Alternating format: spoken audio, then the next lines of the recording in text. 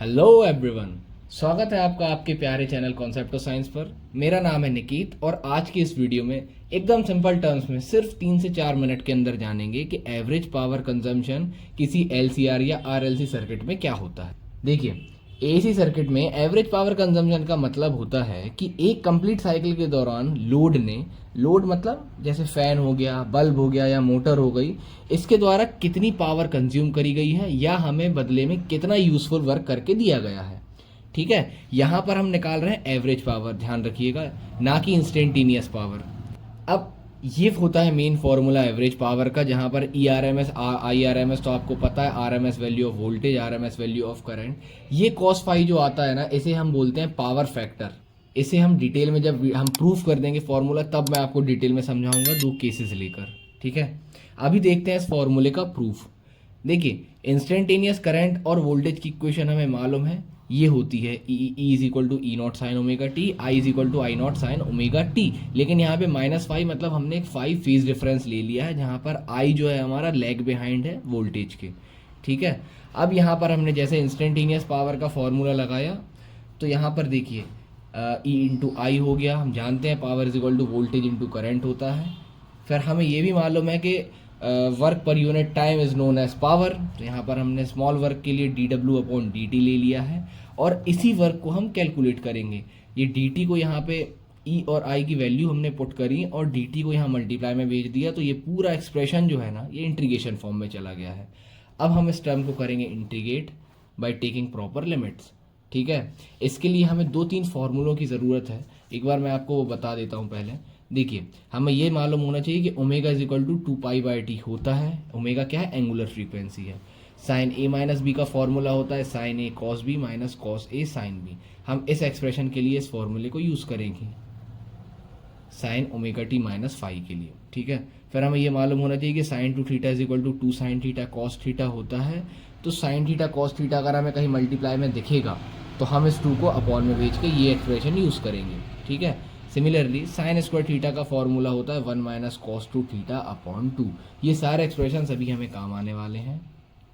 देखिए, यहाँ पर हमने work is equal to E naught I naught constant से बाहर ले लिया। Sine omega T E naught के साथ था, एज इट इज़ रहा। आई नॉट के साथ था sine omega T minus phi, तो उसके लिए हमने फॉर्मूला अप्लाई कर दिया साइन ए माइनस बी वाला। ठीक है, अब बस कुछ नहीं करना है, इसका इधर अंदर मल्टीप्लाई करा हमने सबसे पहले, तो ये साइन स्क्वायर ओमेगा टी हो गया cos phi minus sine omega T cos omega T sine phi. ठीक है, अब sine omega T cos omega T मतलब साइन थीटा कॉस थीटा मिलके साइन 2 थीटा बाई 2 बन गए, तो यहाँ पे 2 ओमेगा टी बाई 2 बन गया। ठीक है, इसी तरीके से हम इन एक्सप्रेशंस को सॉल्व करते गए। साइन स्क्वायर ओमेगा टी को हमने क्या लिख दिया? साइन स्क्वायर थीटा वाले फॉर्मूले से 1 minus cos 2 omega T upon 2।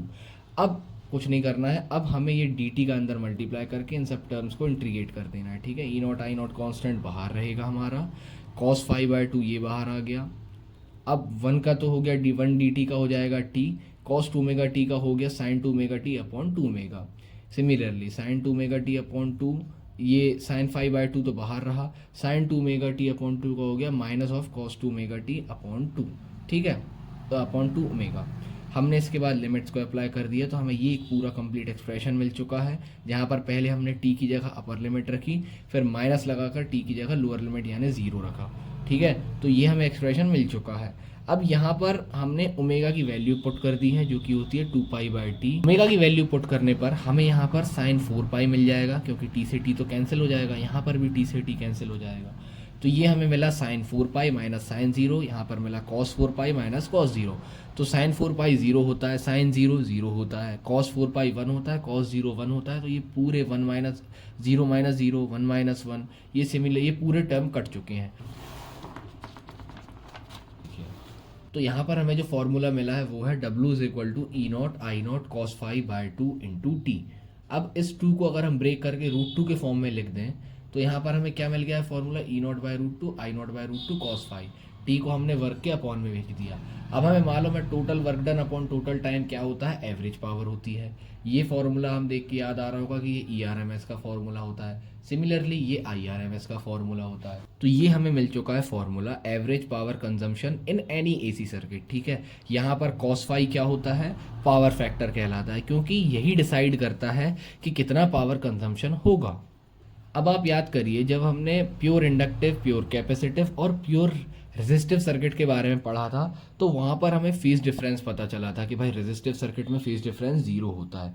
वहाँ पर फेज डिफरेंस जीरो होने का मतलब ये है कि यहाँ पर हम फाई की जगह रखेंगे जीरो, कॉस जीरो होता है वन। तो यहाँ पर जो हमें एवरेज पावर कंजम्पशन मिलेगी ना, ये मिलेगी E R M S into I R M S, सिर्फ रेजिस्टिव सर्किट के केस में। लेकिन जब हम यहाँ पर फेज डिफरेंस 90 रखते हैं, जैसा कि रेजिस्टिव और इंडक्टिव सर्किट के केस में होता है, तो यहाँ पर हमें क्या देखने को मिलेगा, कॉस फाई हो जाएगा पाई बाय टू, मतलब कॉस, ये पूरी टर्म बन गई जीरो, और पावर, एवरेज पावर कंजम्पशन ही जीरो मिल जाएगा।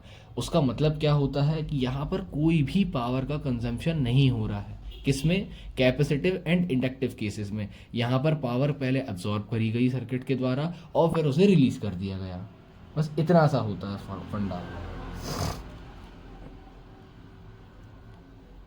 इसीलिए आइडियल कंडक्टर और कैपेसिटर सिर्फ एनर्जी को स्टोर करते हैं और रिलीज कर देते हैं, ठीक है। यहाँ पर वो कोई भी एनर्जी को यूज़ करके कोई यूजफुल वर्क में कन्वर्ट नहीं कर पाते हैं। आई होप आपको ये पूरा डेरिवेशन क्लियर हो गया होगा, इसमें कोई डाउट नहीं होगा, ठीक है। तो अगर वीडियो पसंद आया हो तो वीडियो को लाइक करें, चैनल को सब्सक्राइब करें और दोस्तों के साथ शेयर ज़रूर करें, ठीक है। मिलते हैं नेक्स्ट वीडियो में। Thanks for watching.